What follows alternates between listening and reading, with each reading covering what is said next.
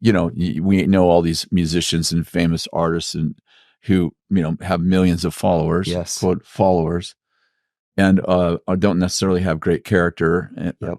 But they, in other words, I'm saying you don't have to be a great leader to attract a ton of people. It's true. So what does it mean to be a great leader from your perspective? Yeah, it's great. I would say a great leader is somebody that is building, developing, and promoting the people around them. Whoosh.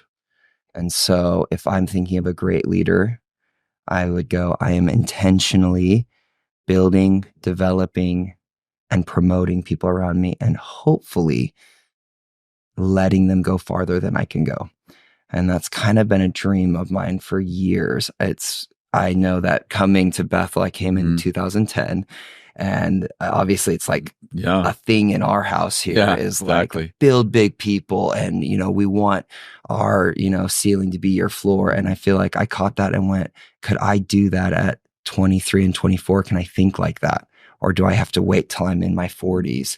And I thought, okay, I'm going to have to face a lot of insecurity. I'm going to have to really go after my own insecurities so that I could maybe become that person even in my 30s that could start launching people, and people would go, who are these people? And I would go, man, I'm so proud that I got to be a part of their story. Yeah. I think that some people will be listening to this and they're like, I don't have insecurity. It's like, well, if you surround yourself with little people, you won't have insecurity, right?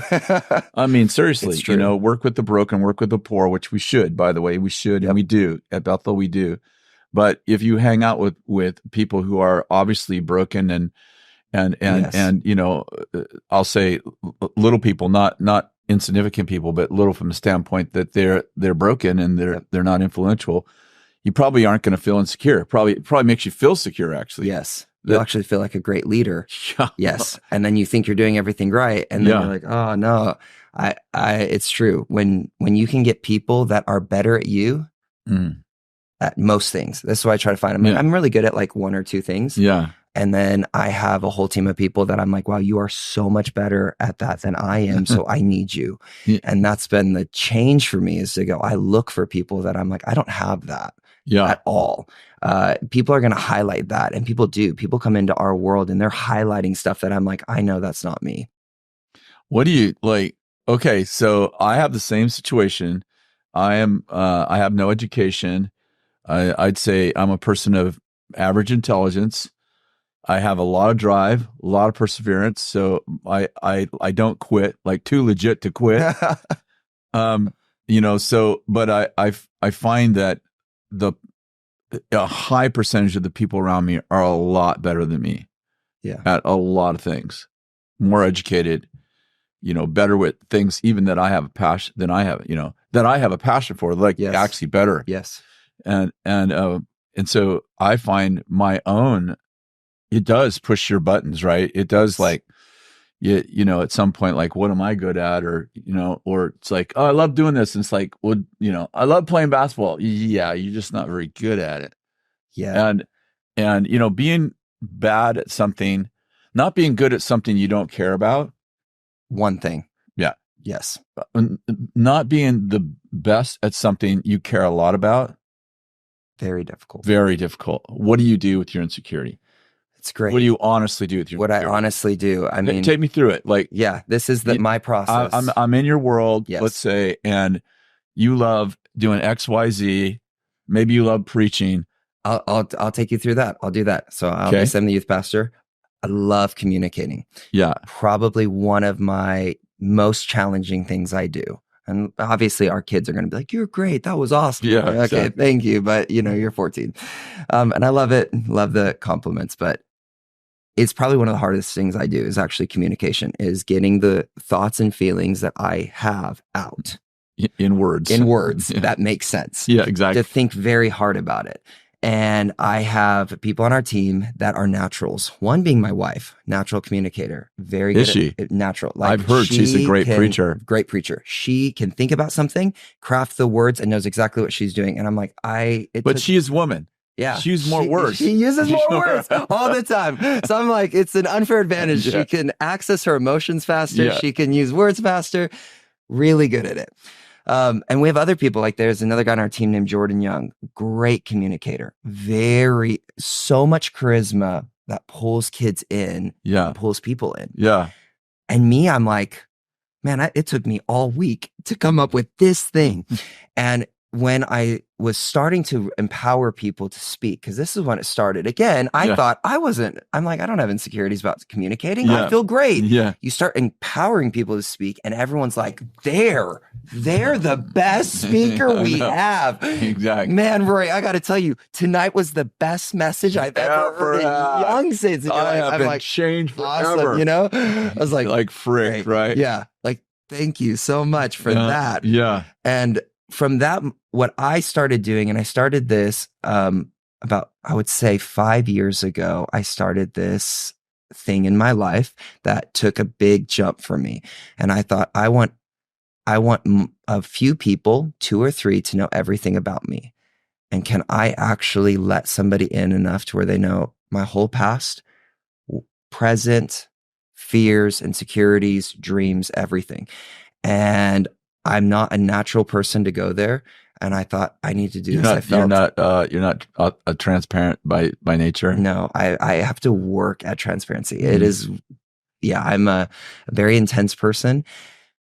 And I'm a high 8 driven, just keep it all here person. Yeah. And so I thought, I'm gonna crash if I keep having this pressure and insecurity. It's causing so much anxiety.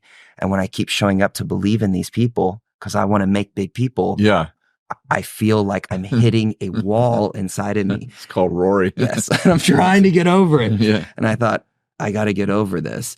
And so I just started pulling people aside and telling them everything. I was like, here's everything I've ever done. Here's everything I've ever thought. Here's my greatest fears. Here's my greatest insecurities about my own leadership. Here's what I love about my leadership.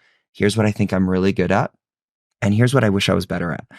And I did that with a couple of people, and instantly I started going, man, I feel so free. You kind of confessed not your sin, but your weakness. And I could go, oh, it's okay. And they're like, no, that's okay. And I'm like, yeah, it is actually okay. And I can still speak and communicate and give it my best and go every time. And that's okay. And when I got over that, it doesn't mean you never get insecure. It's just so much easier to do something with it. You have people that you're like, oh man, hey, I got a little weird. Like, I felt it in that moment. I don't want to feel that. I don't want that insecurity to stop me from empowering people, believing in people. And especially because that, I feel like there's the correlation where you start getting a small team. Yeah. And I always know, I'm like, if I am not at some level, like, wow, I'm in awe of the team around me, I'm a little intimidated. You guys are awesome. Like any one of you could do my job better. I'm probably not raising up the right people. Yeah, it's hard. I mean, I have the same issue, and there are times when my emotions are going north to fear and insecurity mode. Yes.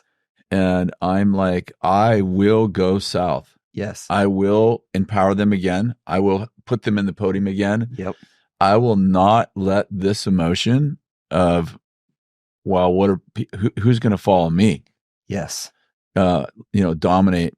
I'll tell you, like growing up with Bill Johnson's, obviously amazing. Obviously amazing. I mean, I don't want to just say the obvious, like it's obviously amazing, like where would I be if it wasn't for Bill Johnson? I'd be still working on cars and, building auto parts stores. Yeah. But being with in my opinion, one of the best charismatic preachers of all time. Yes. And often following him. Yes. Is not easy. Writing books when you have somebody who's a more popular author is not easy. And how many times people come up and go, man, I love Bill Johnson. He writes the best books. His life's changed. And I'm like, I've written 15 books. Here, give Bill this note. Yeah, okay, thank you. Bill's messages, I just listened to all of his podcasts. That's awesome. And, you just have to, I mean, I just refuse to not be loyal to Bill. And I'm still do my best to work through those, push through those. 100%. Yeah.